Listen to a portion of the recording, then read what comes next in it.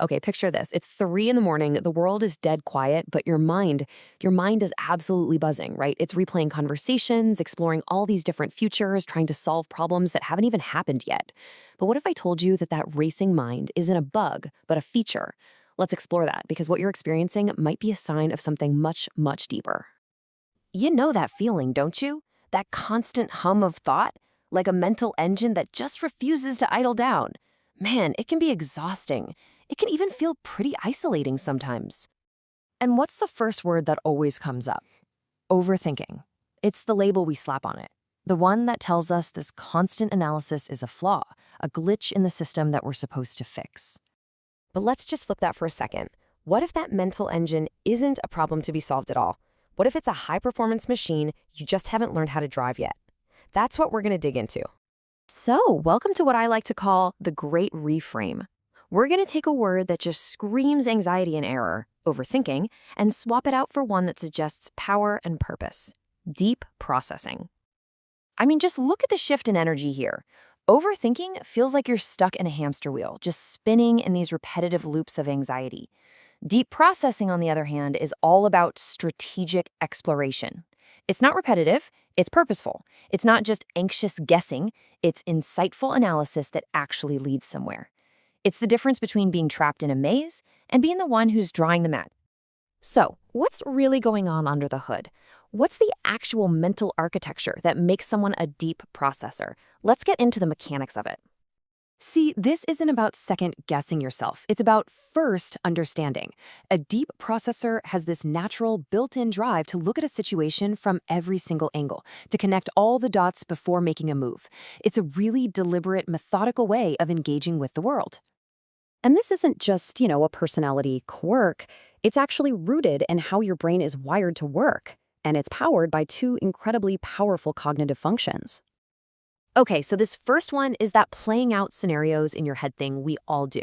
But instead of seeing it as a source of anxiety, try to see it for what it is, a highly advanced simulation tool.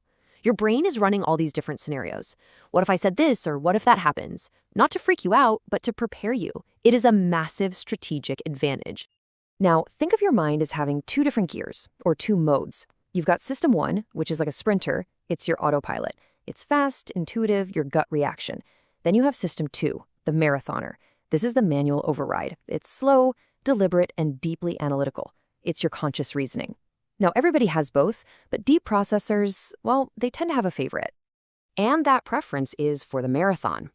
A deep processor's brain naturally prefers to engage that slower, more deliberate system too.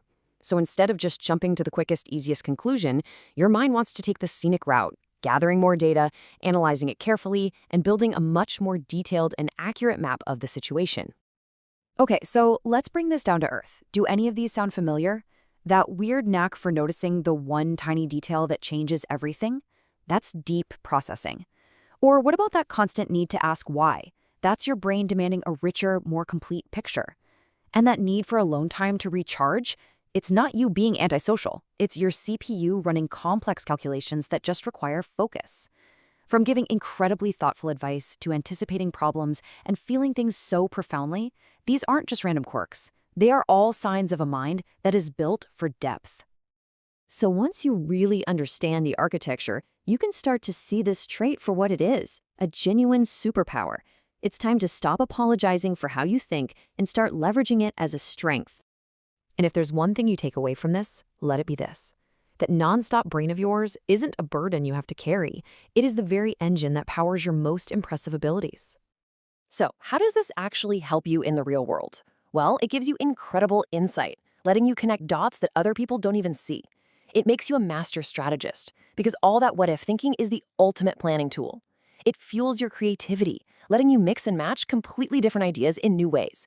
And it gives you profound empathy. Because when you process situations so thoroughly, you can understand what others are feeling on a completely different level. I really want you to let this one sink in. Say it with me if you need to. Your mind isn't broken. It's built for depth. It's a specialized piece of equipment, precision engineered for a world of nuance and complexity. Now, this new understanding, this isn't the finish line. Nope, it's the starting gate for a brand new journey. And that's exactly what we're here at Sentimentshub to explore together. Recognizing this trait in yourself is such a powerful first step. The next part of the adventure is learning how to work with this amazing mind, how to fuel it, how to direct its power, and just as important, how to give it the rest it needs. So, I'll leave you with this question. Now that you can see your deep processing not as a flaw, but as a fundamental strength, a cognitive superpower, what are you going to build with it? What problems will you solve? What beautiful things will you create? The possibilities, they're absolutely endless.